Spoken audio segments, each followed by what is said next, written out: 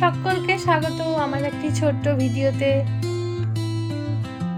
ইন্ডিয়াতে যেমন এখন প্রচণ্ড গরম পড়েছে, ঠিক তেমনই ইউএসএও বেশ গরম।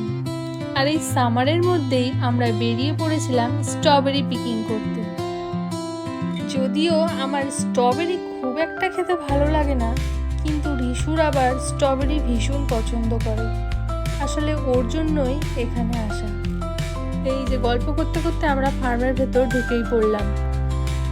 আর এই ফার্মে ঢোকার পরই আমরা প্রত্যেকে $4 করে স্ট্যাম্প করে নিলাম এই ট্রাক্টরে রাইড করার জন্য। স্ট্রবেরি তুলবো, এটা রেড বাকেটটা চুজ করেছি, স্ট্রবেরি রেড। তারপর আমরা ট্রাক্টরে করে স্ট্রবেরি ফিল্ডের দিকে গেলাম। সেখানে প্রচণ্ড গরম ছিল, তবুও বিশাল বড় জায়গা জুড়ে সারি সারি স্ট্রবেরি দেখে খুবই ভালো লাগছিল। যতদূর চোখ যায় শুধু স্ট্রবেরি আর স্ট্রবেরি। তারপর শুরু হলো স্ট্রবেরি তোলা আর খাওয়া। গাছ থেকে টাটকা টাটকা স্ট্রবেরি নিজের হাতে তুলে খাওয়ার মজাটাই আলাদা। দোকানে কেনা আর নিজের হাতে তোলার খাওয়ার অনুভূতি সত্যি অন্যরকম। আর এই স্ট্রবেরির গাছগুলো এতটাই ছোট আর নিচু হয় যে কোনো বাচ্চা থেকে বড়রা প্রত্যেকেই খুব সহজেই এই স্ট্রবেরি তুলতে পারবে। তার থেকে বেশি খাওয়াই হচ্ছে, স্ট্রবেরিগুলো যে মিষ্টি।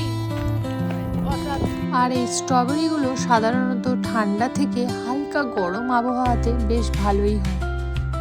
সেখানে বাচ্চাদের জন্য ছোট ছোট আবার ট্রাক্টরও রাখা ছিল, সেগুলো আবার বেশ কিছুক্ষণ রিশু চালালো আর খুব মজা করলো। এইবারে স্ট্রবেরিগুলো বিলিং করে নিলাম। সব মিলিয়ে 7 পাউন্ডের মতো হলো।